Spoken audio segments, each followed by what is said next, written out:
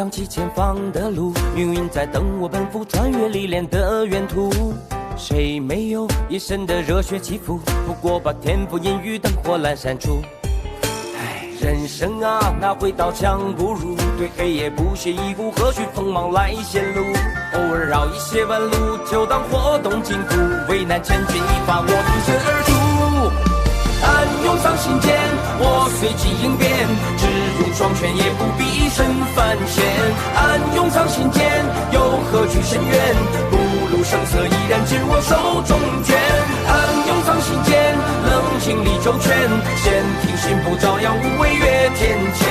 暗涌上心间，若逆战难免，兵来将挡，水来土掩才稳健。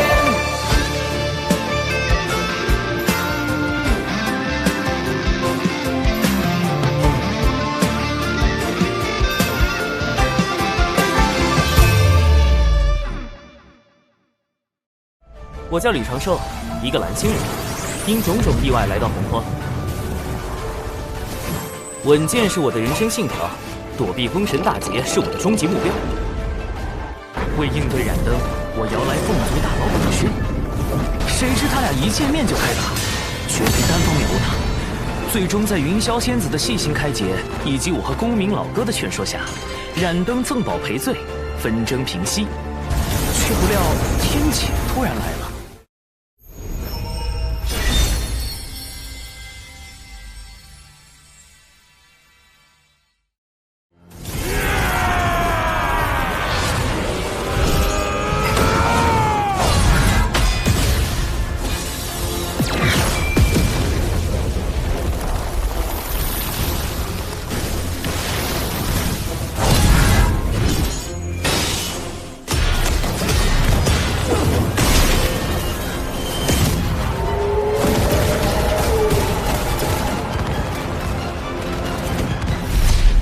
大战过后，10万魔兵只剩下3623人，他们的魂魄受魔气侵蚀，已经失去了一切情绪和感知，只知遵循燧人兄的战斗指令，护卫人族。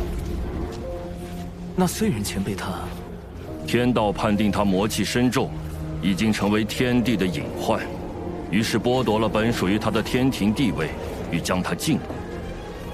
燧人兄不得不退守火云洞，一面修复战体，一面镇守人族气运，制衡天道。大禹前辈，要如何才能约束天道的力量？燧人兄就是对天道的反约束。吾等在洞中修行燧人兄的星火大道，就是为与天斗。若天再对人族举起屠刀，吾等就在大地上一跃而起。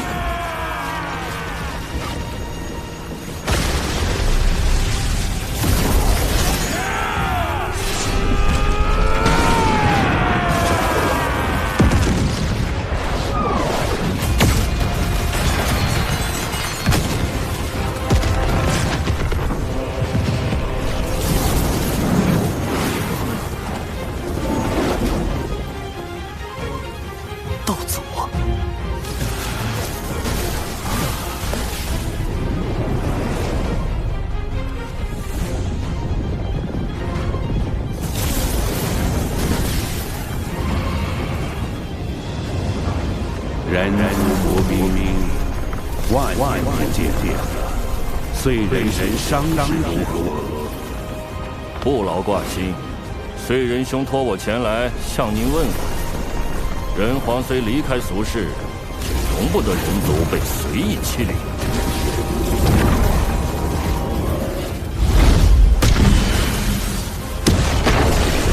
不对，若燧人前辈当真无恙，他定就亲自带着魔兵来。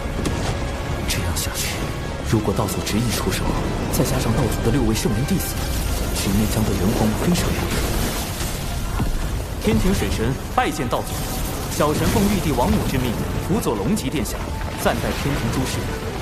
今日见有情国国主逆天续命，国运将尽，特来为有情国之人寻一场机缘。机缘何在？小神见此女颇有慧根，想与她腹中胎儿一道天命，让她与她的后人带领有情国移民，再立新国。定会比现在的有情国更为昌盛。天道不是想生商吗？若将有情国改建为商国，岂不是能变相保下有情国的人，保住人族的利益？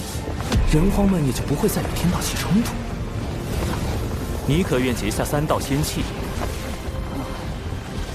契一，兴国任何国主若违反天命，便魂飞魄散。契二，兴国须遵天庭，遵祖遵礼。契三，国不可养修士，天庭自会与尔庇护，如何？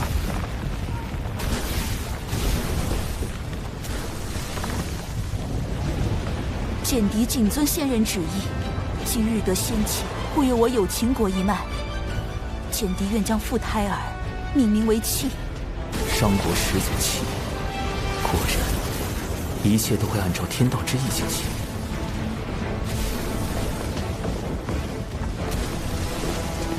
小神如此处置，不知是否合适？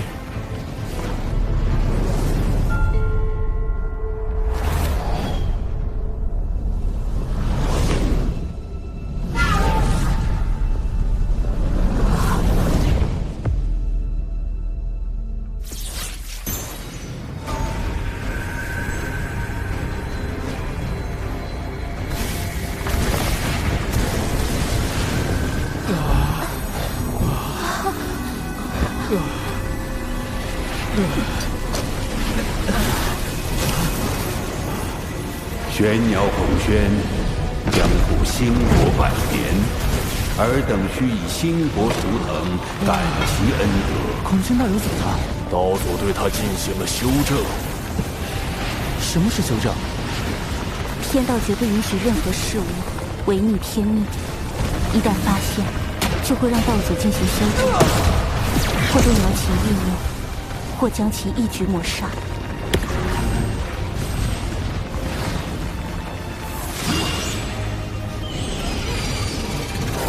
孔宣，带他们向东去。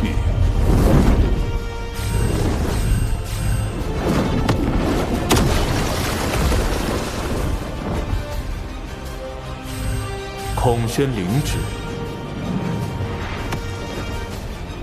所以，是天道让道祖篡改了他们的思维，哪怕是有情国自愿生商也不够，必须得有玄鸟生商。天道就容不得封神大劫的剧本出现丝毫偏差吗？众将听令，收兵回火云洞。长庚，我曾问过你人与天争之事，争有成败，成则改天换地，败则沦为天道掌控洪荒的棋子。如今你应当明白了，人族所面对的是怎样强大的对手，无志不改，死战无休。人族若想强逆天意，除非拥有盘古那样超脱天道的力量，不然终究会被天道所禁锢。可即便是如今洪荒最强的道祖，也必须遵循天道意志行事。只靠力量，真的能胜天吗？长寿师兄，我与父母终会有再见之日，对吗？一定。未来封神大劫开启，商国百姓必会卷入无端战火。我要想助人族避开劫难，往后势必要与天道博弈。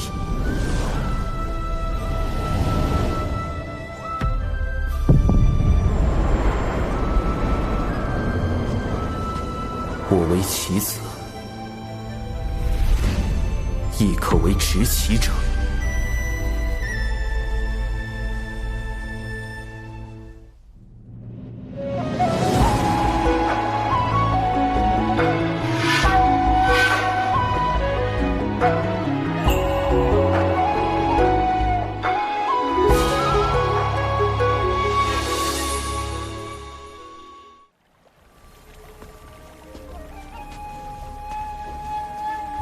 弟子修行至今，是否改变了什么？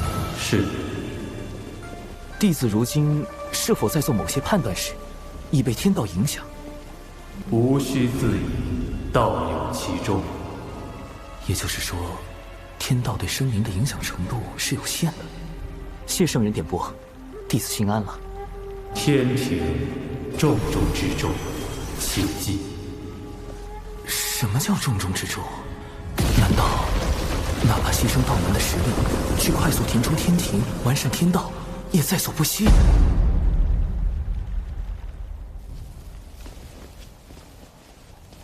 师尊说，今日之后道门将有大劫，只是天机紊乱，师尊也无法窥到大劫的真相。从古至今，劫难来去，早已习惯了。小法师还未经历过大劫吧？一定要小心。大劫来临时，谁都不知道心底泛起的念头是否就是天道作祟，要拉自己入劫。天道为何要降下大劫？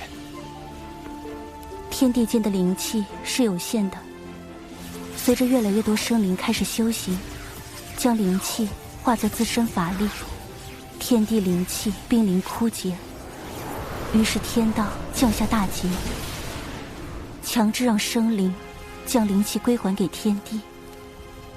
似人族这般，不用灵气修行也可生存，修行也可成为高手，护卫天地的种族，倒是很符合天道的利益需求。人与天均衡发展的办法，或许就在这里。小法师道友，燃灯副教主虽已离开，却不知是否会在暗处设下埋伏，可用我送你回天庭。啊！哦！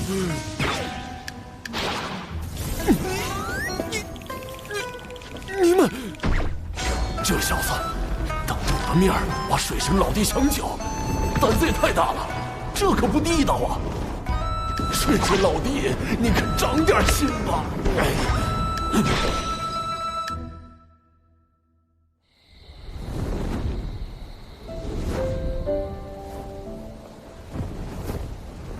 唉，怎么了？今日之天谴，让我想到了此前的天罚。我怕是得到了天道老爷的关爱。渡劫遭天罚，炼纸人遭天罚，如今又遇天谴，逼得我是皮开肉绽，但只能感恩感念。可见道友的实力大有增益，才引来天道的关注，当为你贺喜。道友一向思虑周全，却也太过耗费心神，偶尔也该放松些才好。仙子也知，我修行岁月不长，到今也并未达到那般高深。我怕，若有天自己推断之事发生，却又无力阻止，只能时刻去想去算。你最长的一次想，持续了多久？17年。是为了何事要想这般久？道门。若是道门之事，我亦是道门中人。如果道友不介意，日后我可与你一同想。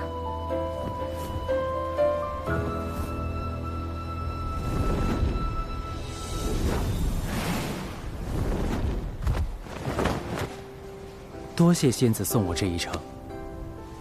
那我这便回三仙岛修行了。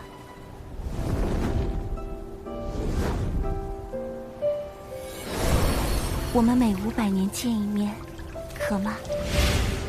仙子，那个，我们此次会面是事出有因，可否不算在500年的计数内？自然。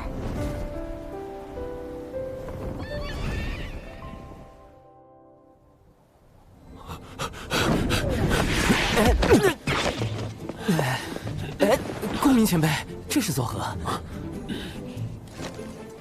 水神老弟，你不知道，人家有个小法师又和你抢我大妹，再不抓紧时间找你们天庭的月老帮忙，你可就没戏了。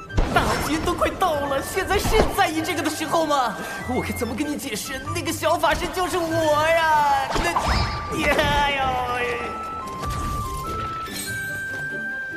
月老掌管姻缘，每日都与姻缘打交道。这洪荒天地之中，想必没有人比你更懂姻缘之事了。略懂，略懂。他懂啥？他就是被玉帝放在这里看管相思树的，一个几万岁的纯阳天仙，他能懂啥？月老，事情是这样的，让你听我说。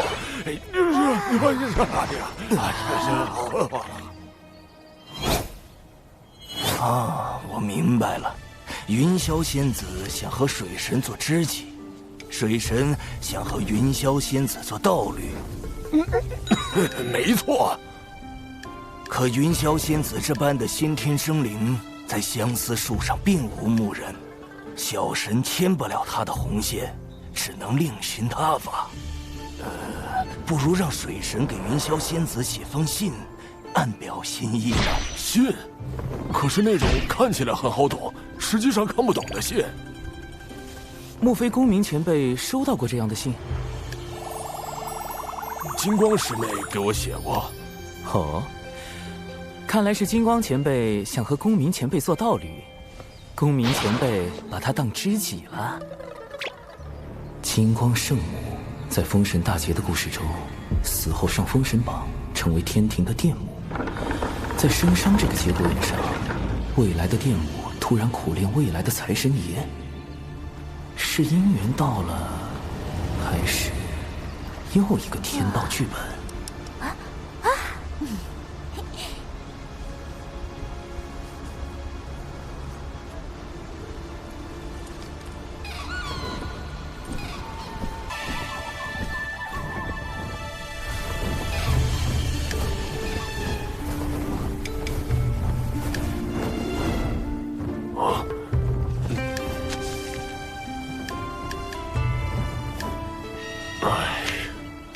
这已是金光师妹最近送来的第3封信了。莫非道友对金光道友无意？我素来将金光师妹当作同门看待，别无他意。可是我每想开口拒绝，她都用那种热切的眼神注视着我。狠绝的话，我根本说不出口。公明前辈，你何不也写信给他？好主意，以后你别老叫我什么公明前辈，叫我公明老哥就成了啊！好，公明老哥。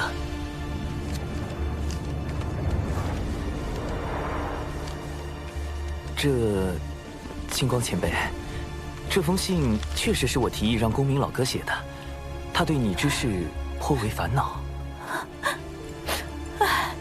是我不该纠缠他。不，金光师叔，依我看，公明师叔写此信未必就是拒绝的意思。火灵是指火灵圣母，多宝道人之徒，结交3代弟子的翘楚。封神大劫中为报徒弟之仇，与西周经对阵，是引动产劫对峙的关键人物。说来截教女仙怎么都爱自称圣母？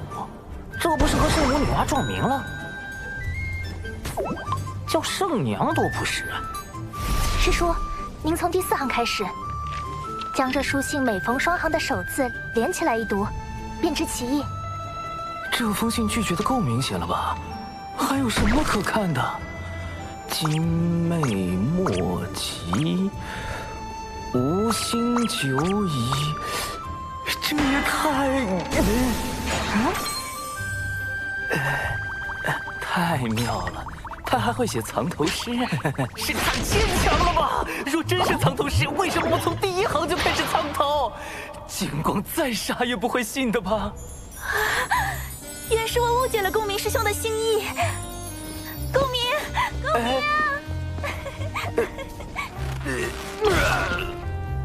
刚才多谢水神，金光师叔苦情久矣，我实不忍看他黯然神伤。听闻您才智过人，这才将他哄来您这儿，还请您出手相助，一因因果，我愿承担。金光前辈竟有你这般挚友，也罢，我可以帮你。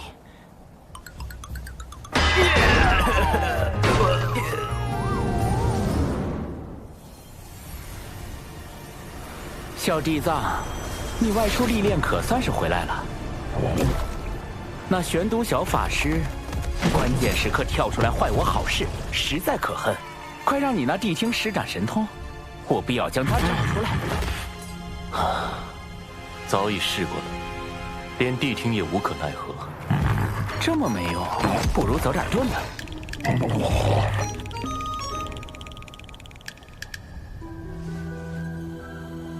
今日道门内似有情感纠葛，或有可成之机。小地藏，你有把握吗？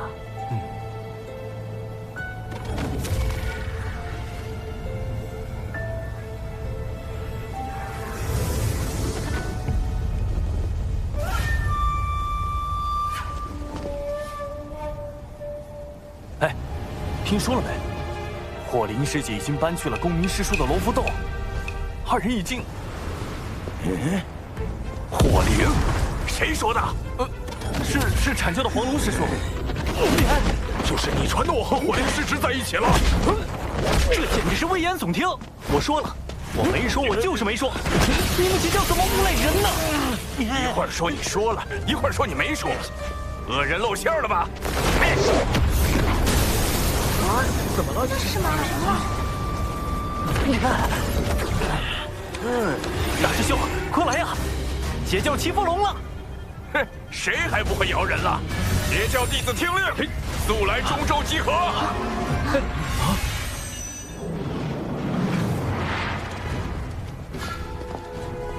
黄龙师弟四处造谣，败坏我徒儿火灵的名声，你阐教这究竟是何意？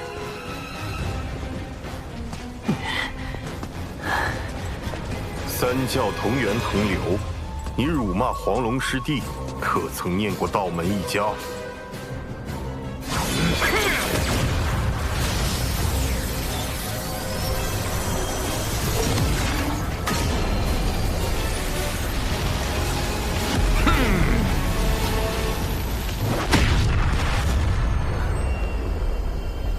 我遭了算计。为何？阐结两教这般情形，不是我们想见到的吗？我要的是徐徐图之，待两教间隙积累的足够多，最后终会崩塌。但今日两教的情状，已远远超出我的设想。幕后设局之人，不但看穿了我的计谋，更用以反制于我。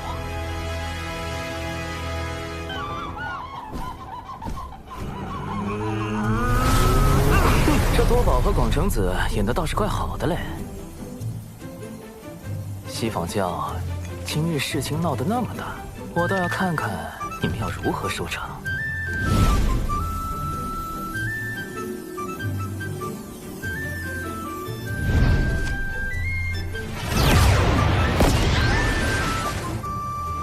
哎呦，玄都大法师终于登场了。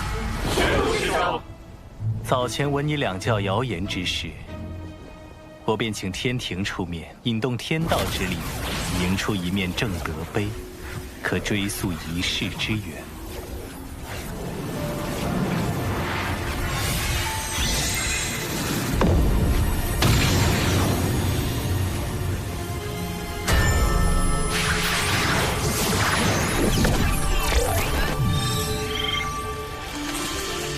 二师尊。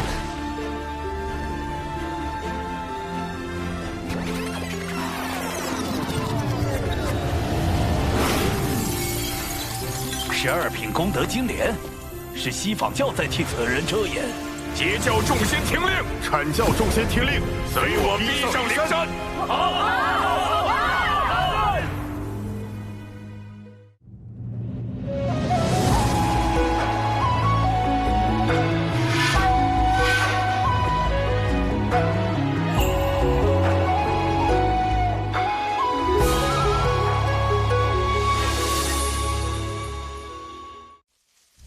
好生凶险，此局真是环环相扣。小地藏虽及时返回求援二教主，躲过正德碑之计，但这逼上灵山的算计根本避无可避，怎么办？西方教能主事的，给贫道出来！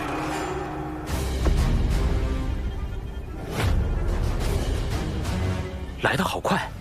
难不成今日便是我的死劫？主人，估计你这次没救了，记得给我找个好下场。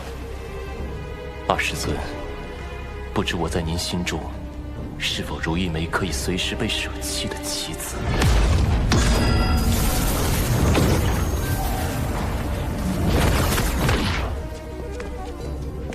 诸位道友，如此兴师动众，不知有何指教？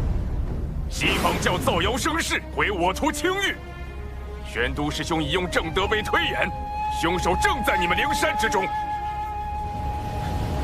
道友莫急，西方教定给你们个交代。你们之中谁做了此事？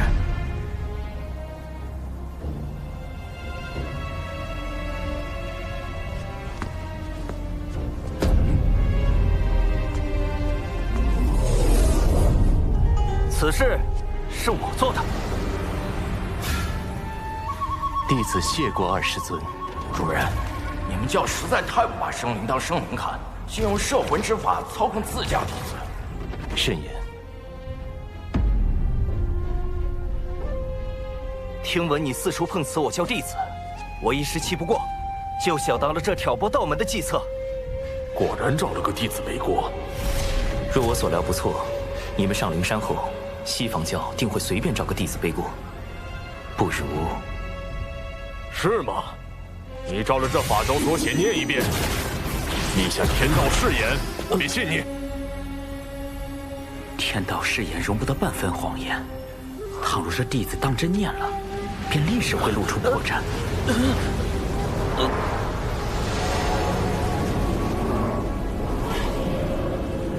用天道誓言令西方教陷入两难，水山老弟，妙啊！愣着干什么？还不快念！还是说你不敢念？此事不过是场私怨，道门3圣与西法2圣皆师从道祖，何必闹得如此僵硬？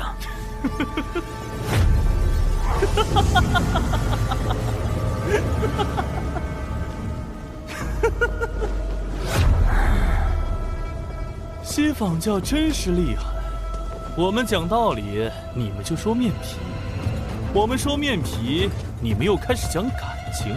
合着无论怎么说，都是我道门恃强凌弱呗。既如此，我等便认了。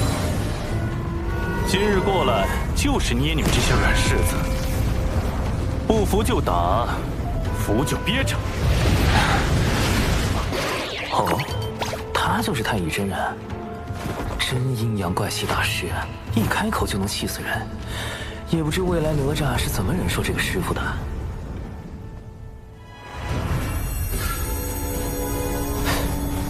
那是。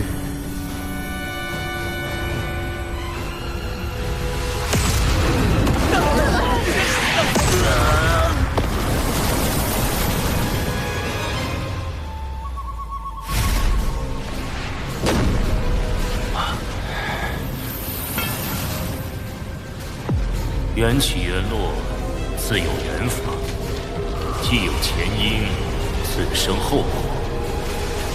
即日起，灵山封山1000年，若无贫道之命，众弟子不可随意外出。这准提当众灭口，太不要脸了！公明老哥，我们的目的已达到，今后西方教不敢再随意算计道门，当适可而止。今日因果已了，我等就此告退。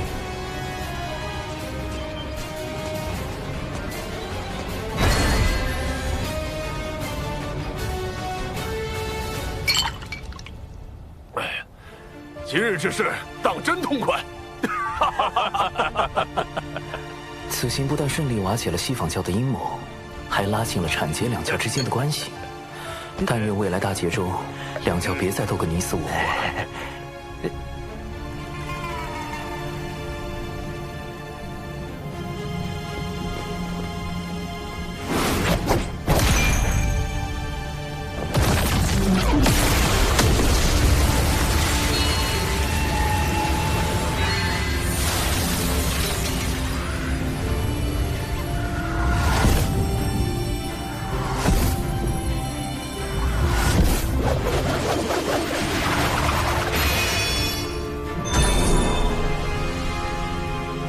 其徒，是太清圣人在为此人遮掩。你在明，他在暗，是故你败，他胜。自今日起，你在此地禁足思过，若无我令，勿多出手。谨遵二师尊法旨。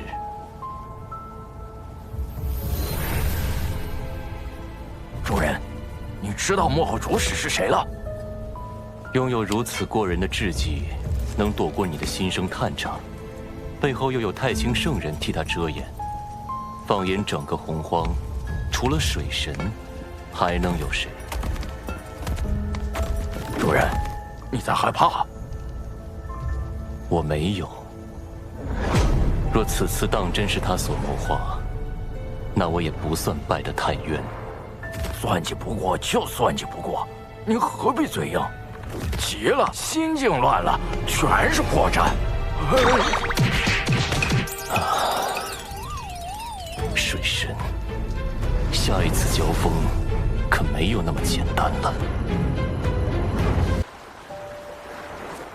我闭关数月，近日才听闻火灵失职与我大哥那谣言之事，幸好你暗中筹谋，揪出凶手，否则以大哥的性子，只恐此事不能善了。只是略施小计，仙子过誉了。产劫关系虽略有缓和，但产劫相争的未来究竟能否被改变？两教相争是必然之举，还是这结果只是天道想促成的？纷争平息，你怎么还如此心事重重？我在想，天道之下，生灵是否有选择的余地？是不是生在这天地间，就逃不开天道的掌控？倘若有一日，我又逆势而为，又当如何？大道五十，天眼49，遁去其一。此一不为天道所掌控，便是变数。可谁能保证，在每件事中，自己都能成为突破天道界限的那个变数呢？你可还记得我结交的教义？为万灵截取一线生机。你性子中总喜欢稳妥，以至于对旁人都难以完全信任。但有时，这一线生机，并不会印在自己身上。师尊常教导我们，互帮互助，有难同度。能用重力，则无敌于天下；能用重智，则无畏于圣人。我懂了。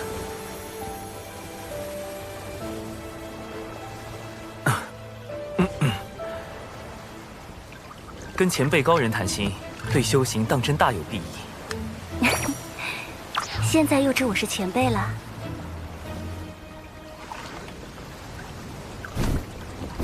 我之所求，将来必与天道大事相依，必要做好万全准备。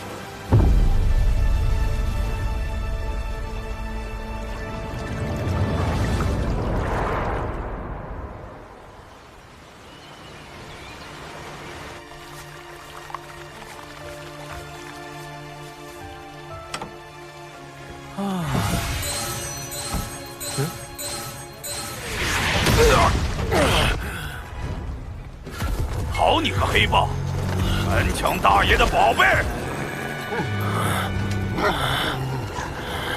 大劫将近的节骨眼儿，太清圣人突然让我去关注一只黑皮豹。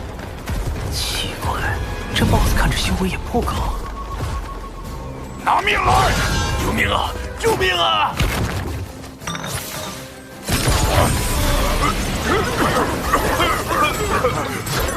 离火为引，赤焰化蛇。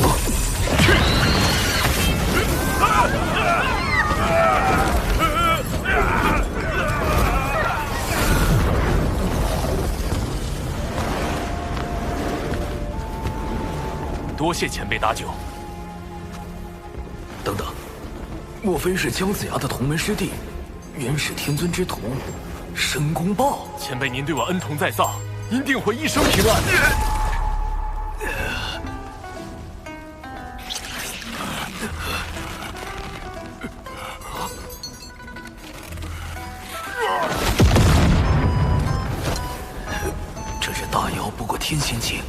然没死，而我竟没察觉到他的偷袭，就像神识被蒙蔽了一般。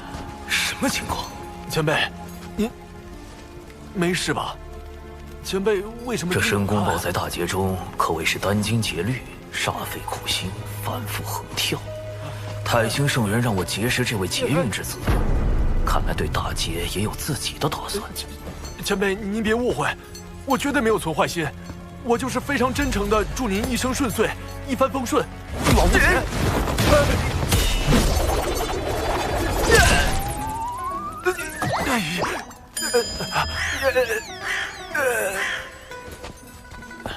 前辈，你还好吧？申公豹这嘴是开了光了吧？不过，倒是可以利用利用。一点小伤，不碍事。我只是觉得你这只妖颇为有趣。妖庭大兴在即，正需要你这样的良才。您是妖庭的人？我留些丹药给你，你且在此地好生养伤，往后自会有你发光发热之处。前辈可否留一名号？贫道本自清修客，少问世事驾闲鹤，你就称我陆鸦便是。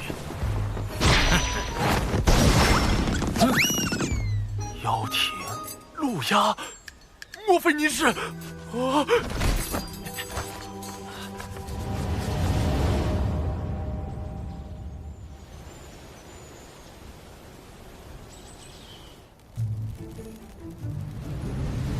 太子，您的恩情，晚辈永世不忘。晚辈为太子立了一个长生牌位，从今以后每日上香。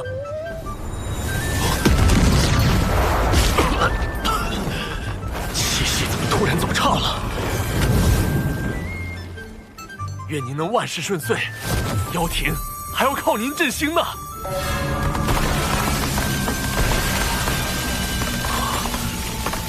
大阵怎会无缘无故破碎？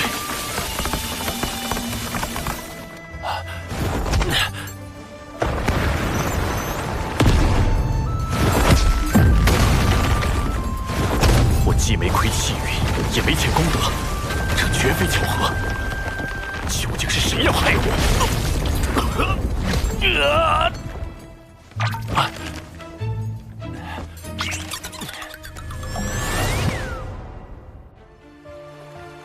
我当然不指望申公豹真能奶死陆鸦，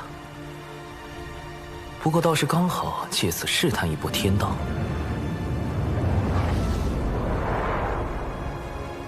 自玄鸟升商以来，我一直很好奇，天道的剧本，我究竟可以改动多少？彼时天道本欲将除简狄之外的所有有经过皇室成员全部杀死。经我斡旋之后，这些人得以保全，但同时，天道为遵循玄鸟升商剧本，又对孔宣进行了修正。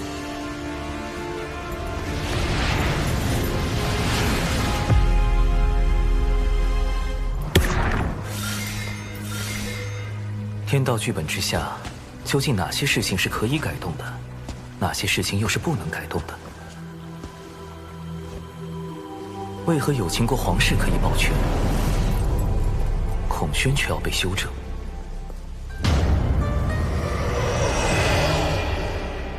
在改动天道剧本与遵循天道剧本之间，必定存在偏差率。如果能推导出这个偏差率的精确数值，我就有了更多的可操作空间，尽可能的救下更多的人。而陆鸦，这个封神大劫期间的截教头号死敌，将是我计算偏差率的第一只小白鼠。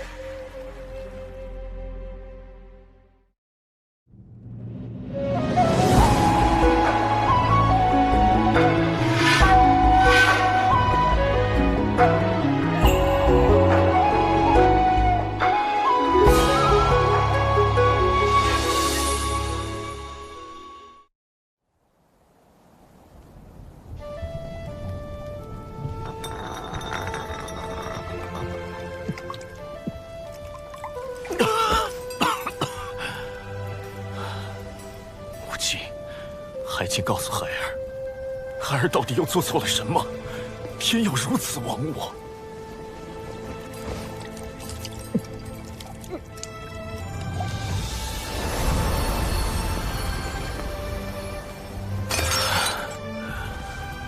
多少年过去了，金蜈蚣也是如今的断壁残垣，兄弟姐妹们只剩下了我一个。出自汤谷兮，漫天游；归于于渊兮，欲甘渊。唉。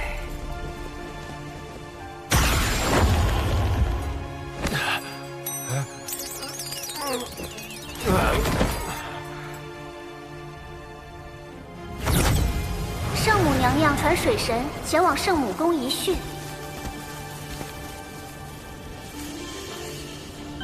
让黑豹对陆压行诅咒之事，可是你的算计？陆压多番谋害玉帝陛下，已成天庭心腹大患，小生不得已才暗中出手。我答应过他母亲羲和，要保他性命。今后若他无大过，你不可随意出手。另外，你若不想和你那个同乡一样，也成为天道禁忌，便不要再试探天道的底线。浪前辈，圣母，我那位同乡，你只需知道他已彻底死了。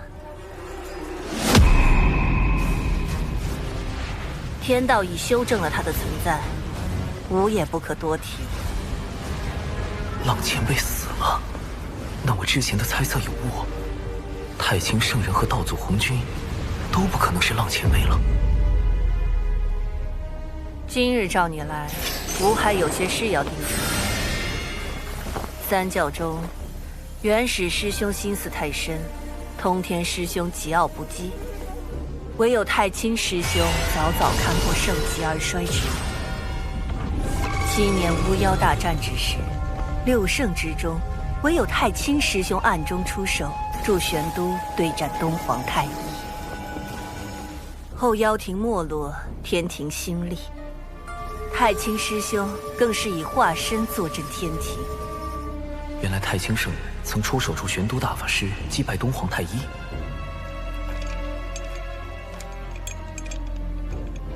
等等，大德后土是不是也说过？这是人教对我的许诺，如今七情脱离封印，一切正到了应验之时。人教的许诺，莫非也与太清圣人有关？他竟暗中做了那么多，看来我此前猜测的没错。太清圣人也不愿意看到道门内战，他的计划与我在大劫中捞人的计划并不冲突。多谢圣母指点。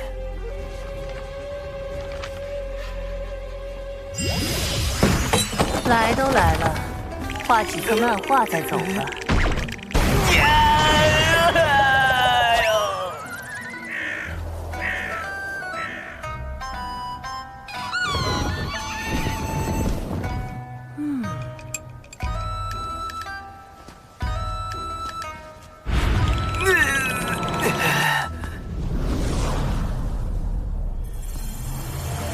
显然陆压还不能提前死，但要计算天道偏差率，样本数据还不够多，尚需10日。眼下，先从试探公明老哥入手。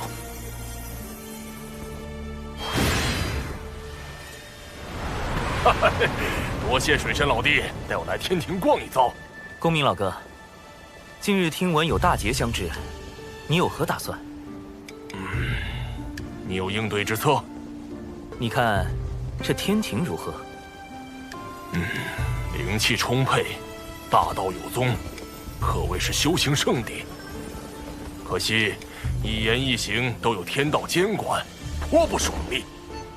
天道至公无私，监管又有何妨？我不慕天庭之功德，不愿被天庭所辖管，更不愿有什么君臣之道。修道为何？先长生，后逍遥，寻的是无拘无束，为的是念头无阻，不然何以求得超脱？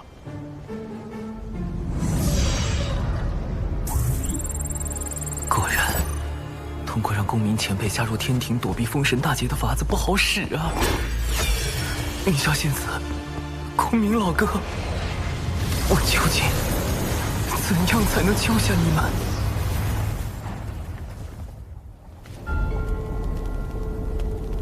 太子旧伤未愈，似又添了新伤，此乃12品功德金莲所结，能助太子早日痊愈。想与我联手对抗天庭和道门，仅凭一颗莲子可不够。联手？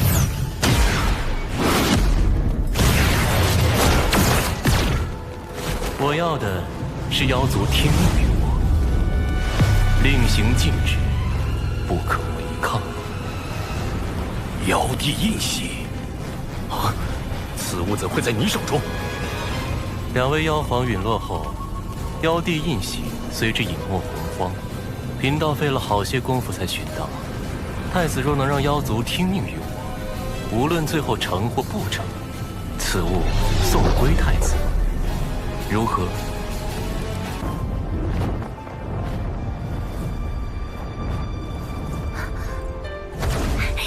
师兄，我活着回来啦！还未验明正身，就这般毫无提防靠近吗？若站在这儿的师兄都不是师兄，我再小心谨慎，怕也活不了。下山一趟，果然成长不少，心境也非往日。有些事要正式跟你谈一下。啊？正式？啊？玄都小法师，天庭水神，师兄你竟有这么多身份，切记保密。另外，我在外行走，遇见了一位很特别的人。你可听说过云霄仙子？邪教云霄，先天生灵，天地大能。师兄，你和云霄仙子，你为什么？明明是我先。此事解释起来十分复杂，你可以理解为，云霄仙子与我因某些事有了交集，后来又经历了一些事，我们之间的关系比以往更近了一步。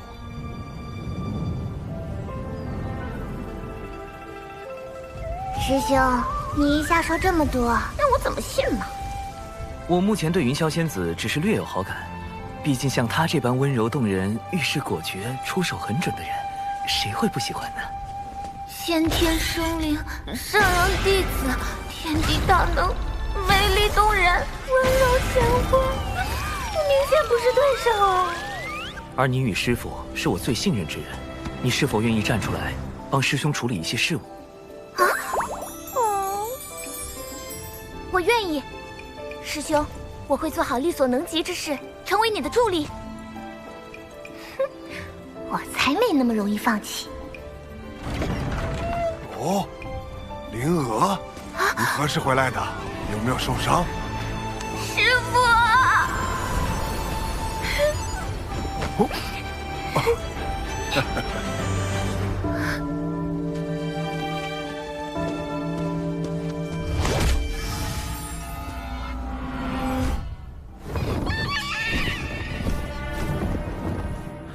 青丘狐族又来找茬儿。小兰见过奇缘道长。这声音，这眼神，不太对劲。季掌门，我族功德狐女小兰与你渡仙门这位奇缘道长，哼，结成道侣。如何？你摆平什么了？若非你那什么寂寞的歪理，不要怎会？对师父芳心暗许。弟子对症下药，是他想多了。其狐妖此举定然有诈，我已将其引到僻静之地，我可趁机一探。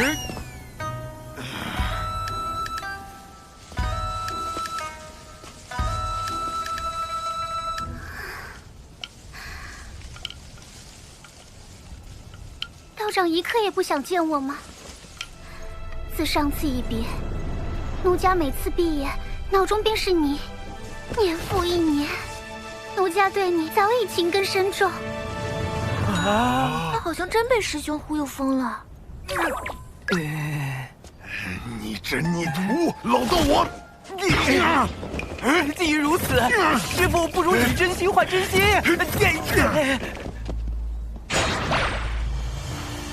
师兄，你真相信狐妖看上师傅了？非也，此乃狐妖之套路，先忽悠仇敌爱上自己，再翻脸羞辱，以此来报复。蓝道友，可忤完了？师傅，鼻子，鼻子。没眼看，没眼看。狐妖路子这么野，师傅能稳住吗？或许能撑3个时辰。道长，我来帮你疗伤。使不得。道长若对我无意，为何不敢正面看我一眼？蓝道友自重，贫道思来想去，有些话还是想跟你说个清楚。师兄，你假扮师傅的事要被抖出来了。师傅待人诚恳，又岂会再做欺瞒？道长请说。美色当前，臭老头要原形毕露了。道友其实一直认错了人。什么？果然说出来会痛快许多。道长此话何意？与蓝道友相交的是一位高人，他不想被人所知，故用贫道样貌走动。当然，这也是贫道允许过的，只是不曾想。道长何苦骗我？外貌可相似，但道心、性情却难做到完全一样。虚假终归是虚假，蓝道友着了相。这么说，我一直恨错了人。恨？狐妖心态崩了，师傅却毫不知情，怕是要吃亏。不然你以为呢？还以为蓝道友生了心魔，原来是在骗我。你不是应该一副受到欺骗、愤怒、怨恨、尴尬的表情吗？怎会如此？而且，我生了心魔，不是与你更有利吗？蓝道友困于执念，贫道有不可推卸之责。若你再因此诱发心魔，贫道良心难安。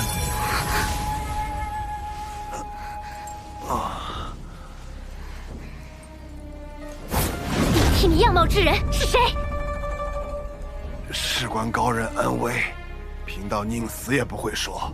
蓝道友心中不忿，不若在贫道身上出几口恶气。你，冤有头债有主，既然不是你，我打你做甚？真诚克腹黑，果然是万年不变的定力。出来吧。师父当真令徒儿钦佩，美色当前，竟能如此坦荡。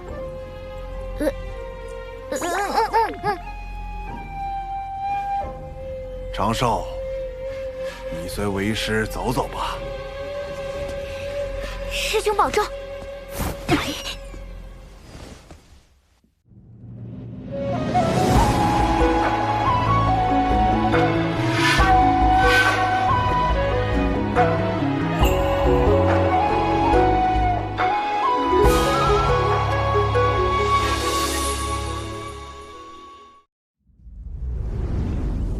若最初便与蓝道友说明白，或许就能省去多年怨怼。长寿，如今你手中权柄越来越重，能在无意间决定旁人的生死命途，那是否也因此少了一份对旁人的敬重？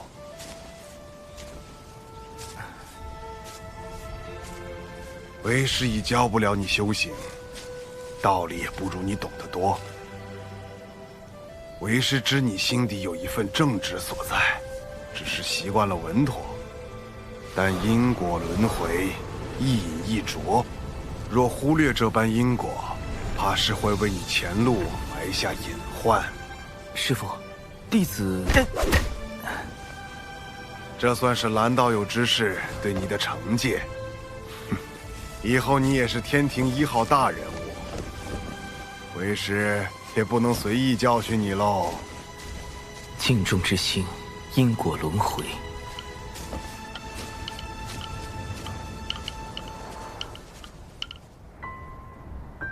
尊师所言，有些在理，有些却忽略了你的处境。你发自微弱，又过早参与大教之争，若不遮掩形貌活动，早就生死道相。处置狐妖时，于你而言，本就是两难。仙子可是在为我鸣不平？我处置方式确实粗糙，此番训斥理所应当。只是师父一生情路坎坷，心中执念是与故人重聚，可我并非他，很难做到感同身受。正因如此，才不能把话闷在心里。今后若再有困苦，亦可同我言说。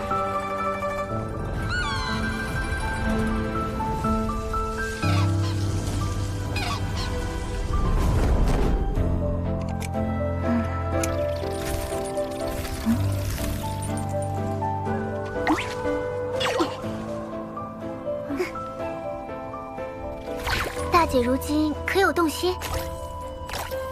何谓动心？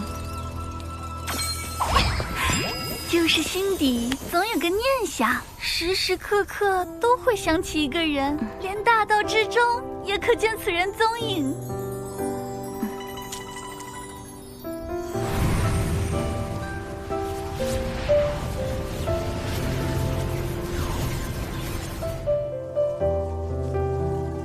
眼下，这般念想是不是劫运作祟，我难以决断，还需闭关思索。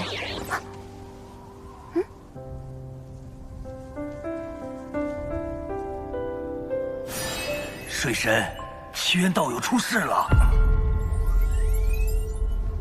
孽缘线。水神大人，您定要相信小神。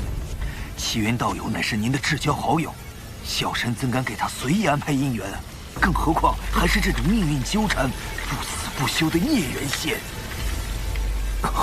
是天道，这和大姐有没有关系？狐妖是占据妲己肉身的九尾狐吗？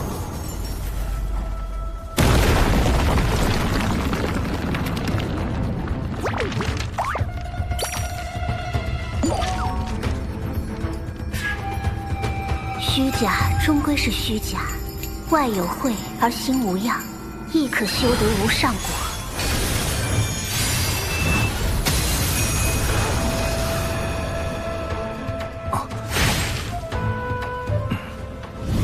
你若不想和你那个同乡一样，也成为天道禁忌，便不要再试探天道的底线。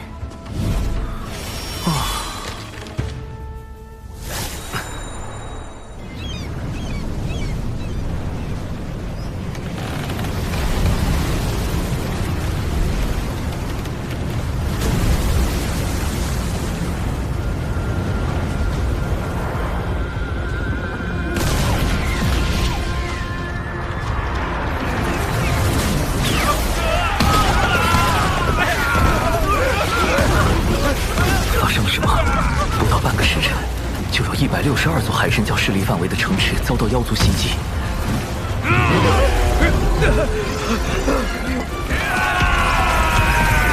长寿，长寿，逍遥仙宗发来求救信，说遭到数万妖兵围攻，其中有不少大罗之境的高手。即便贫道带人赶去，恐怕也是力有未逮。你看这可如何是好？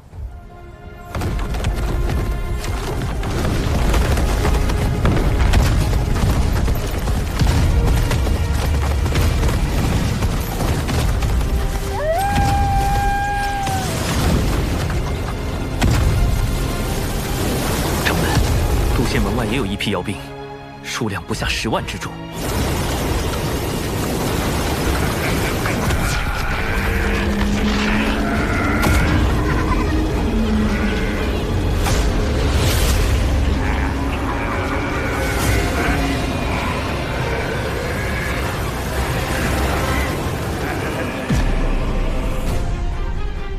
子若能让妖族听命于我，无论最后成或不成，此物送归太子，如何？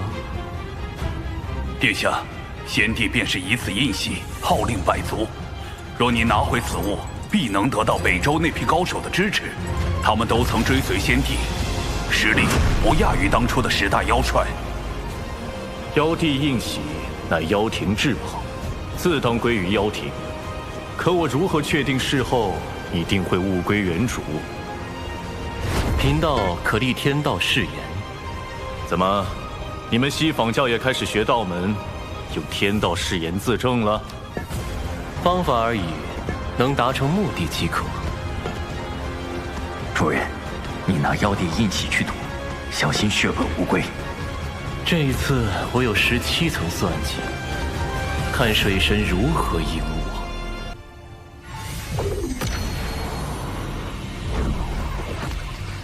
诸位久等了。地藏，灵山因他而封，没想到这么快就又被尊体圣人启用了。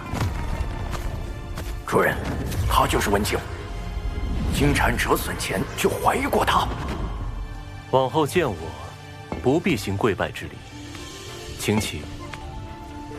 因各位跟脚，我西坊教无法让你们走到台前，但诸位所立功劳，2位师尊都会看在眼中，该有的自不会缺。不知大人有何吩咐？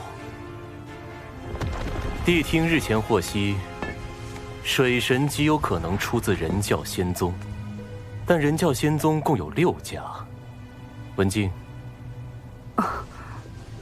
你觉得若对人教仙宗发难，逼水神现身，选哪家较为合适？那自然是要选道成最多的那个逍遥仙宗。但水神绝非一羽之辈，他那灵爆秘法，委实有些吓人。此次围攻的是人教仙宗，他若用灵爆秘法，岂非自毁城墙？大人所言极是。你我在此商讨时，贫道的算计便已开始。妖庭的妖兵作为先锋军，分往3处袭击，各位只需在此静候指示即可。这个地藏下手好快。水神，是你让我折服的，不是我不给你传消息。你可千万别怪我。主人，这个文静一直在心里嗡嗡嗡个不停，肯定一肚子坏水。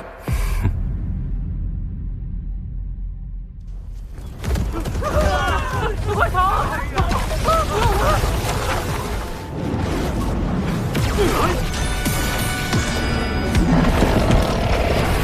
水神，你再不现身，我们就将此地夷为平地！要逼我本体现身进攻熊寨，倒也说得过去，怎么偏偏他选中了渡仙门？不能因为渡仙门菜就那么欺负人吧？掌门莫急，啊，一会儿我会在暗中与您配合。嘿嘿，小家伙，俺又来凑你了！大前辈，太清圣人竟然主动把玄黄塔送来给我防身，看来事情大条了呀！必须启动最高级别防备体系。长寿，掌门，立刻召集宗门上下，赶往地脉挪移大阵。不战而逃？可地脉出的挪移大阵，在上一次渡仙门大战时已经暴露了出口，难保此次敌军不会埋伏在那儿。数年前，弟子便在旧的挪移大阵下方1600丈处，搭建了一处新的挪移大阵，十分隐秘。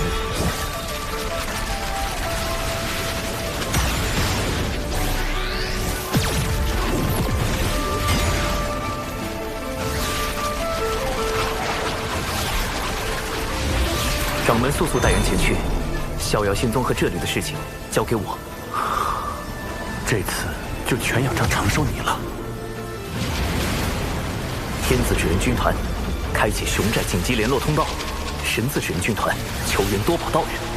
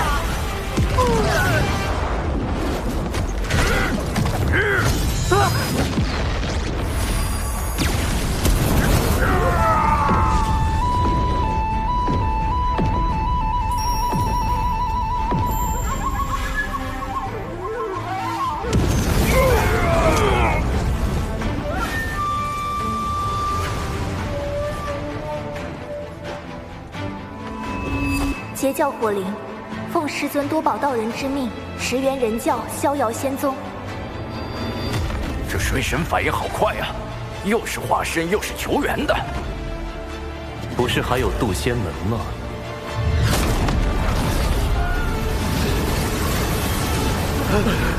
快，让他们跑了！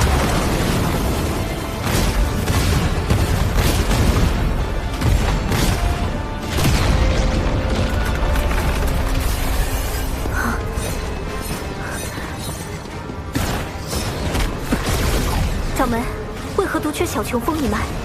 他们决定留下来。那弟子也决定留下来，请掌门成全，弟子生死无怨。去吧。掌门，这无妨，他在此地，应该比跟着我们更安全一些。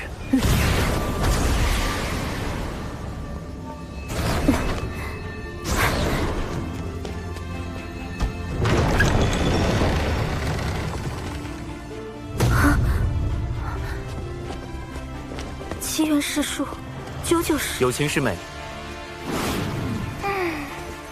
有些事情还不方便告知他们。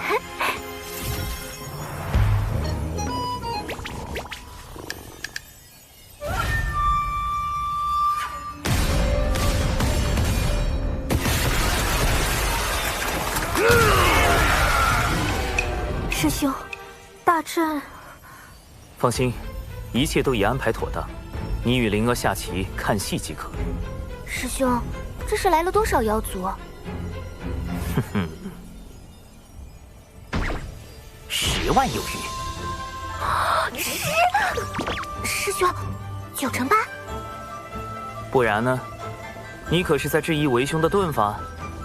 这可不敢，师兄遁法无双，塔路无敌。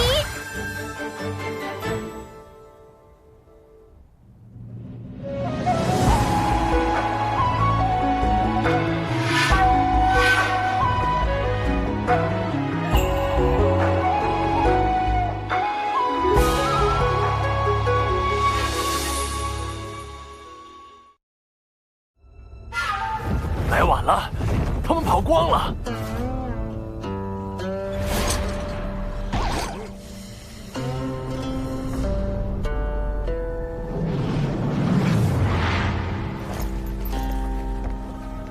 老大，这里会不会有埋伏？咱们要不问下地藏那边？渡仙门不过是个小宗门，能有啥陷阱？你少给我提地藏！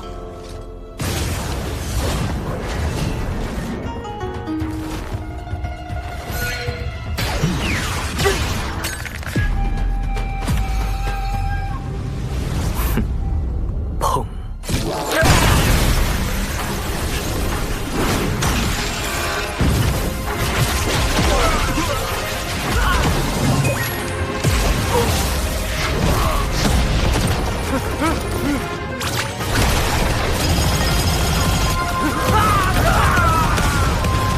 ！10万妖兵来了，就别想再走。师兄真厉害！糟糕，我是不是说漏嘴了？今日让有情师妹待在此处，我就没打算隐瞒身份。切记，我此前给你们的心生屏蔽仪，万不可离身。师兄放心，保证万无一失。长寿师兄的本体究竟在何处？这个倒是说不精准，不过通常而言，师兄都会在一个最为安全的地方。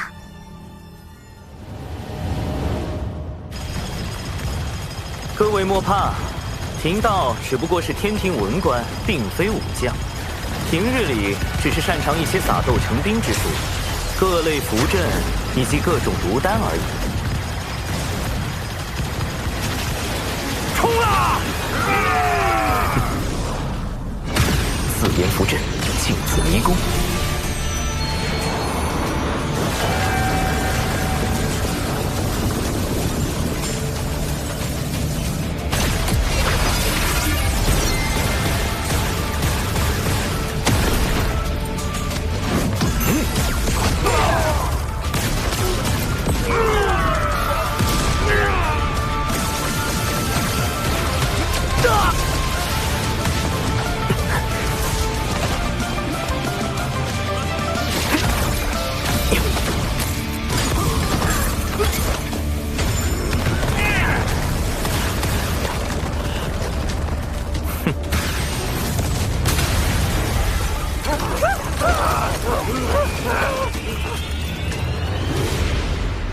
塔前辈，晚辈向您借3缕威能一用。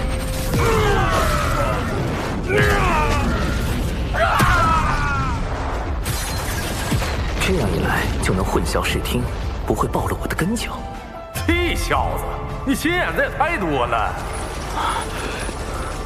说好的天庭文官不善武力呢？你这卑鄙无耻之徒！尔等不过是上古败犬，今日竟还敢在此嘤嘤狂吠！我从未见过有如此厚颜无耻之妖。你，水神，你一意孤行，若人妖两族再度大战，此间因果你当一力背负。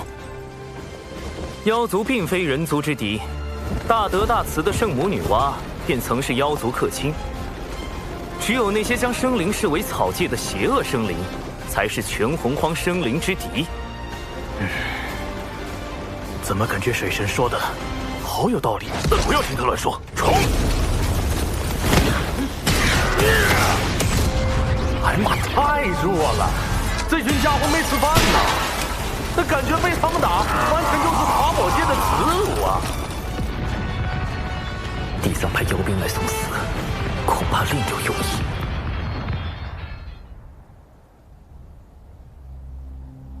3处的水神化身都有玄黄塔，主人，你的算计落空了。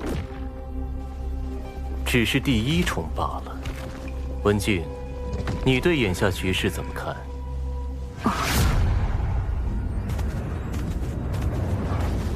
地藏大人高明，袭杀人教仙宗，逼出水神根教，只是您的第1步。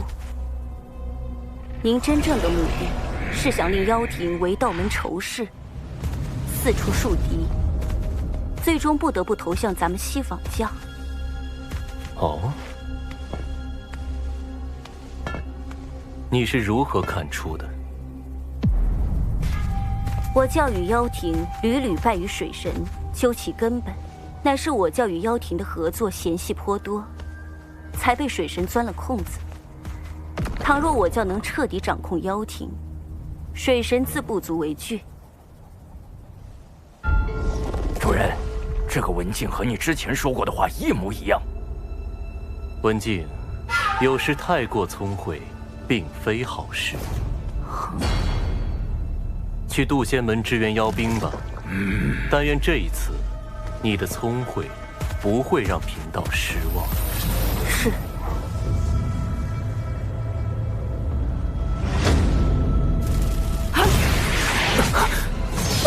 竟欲借机令妖族投向西方教，不愧是地藏。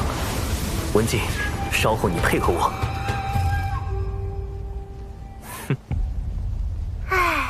师兄这么一笑，肯定有人要被安排了。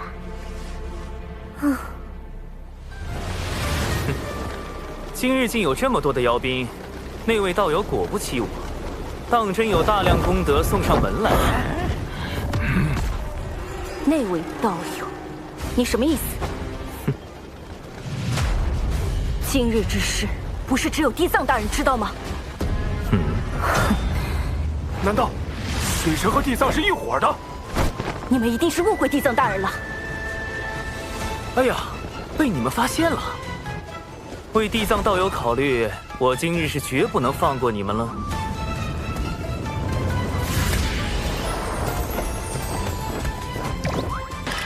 主人，你麻烦大了。天庭水神长庚以神权宝器为令，命天兵天将包围此地，莫要放走一妖。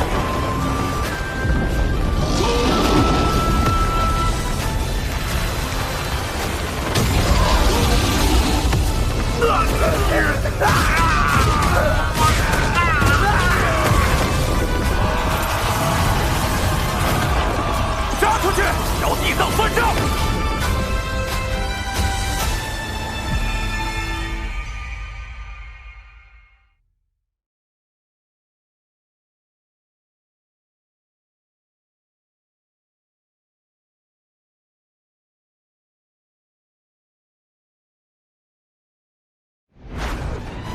晚了，主人，他已经出手了。少人诛心，少人诛心呐！我近日总是心神不宁，闭嘴！怕是也有什么劫难用在了兄妹身上。妖鼎定将他碎尸万段。文姬，你可知错？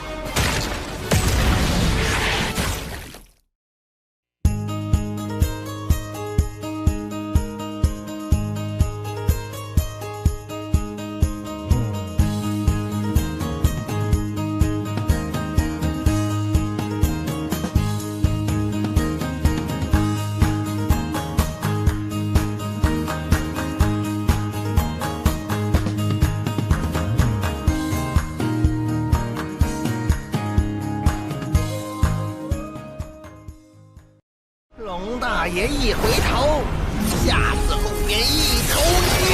龙大爷2回头，阿毛阿狗忙磕头。龙大爷3回头，尸横遍野为虎牛。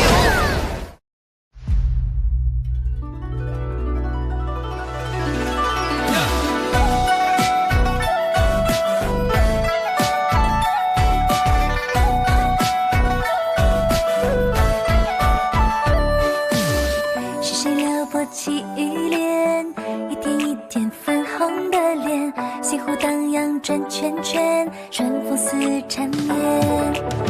谁的生字于心间，不同凡响为我了解，对着铜镜刻画思念，藏起小垂涎。西门里初见鹦鹉的眉眼，朝夕的华年，谁在谁旁边？喜欢的情节，偶尔望着眼，小穷佛心心缱绻。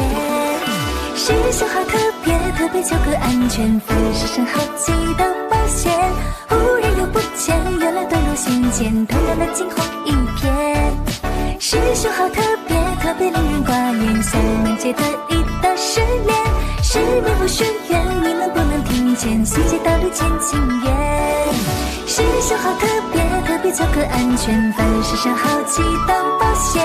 忽然又不见，原来遁入心间，透亮了惊鸿一瞥。师兄好特别，特别令人挂念，像难解的一道失恋。失眠不许愿，你能不能听见？细节道理千情缘。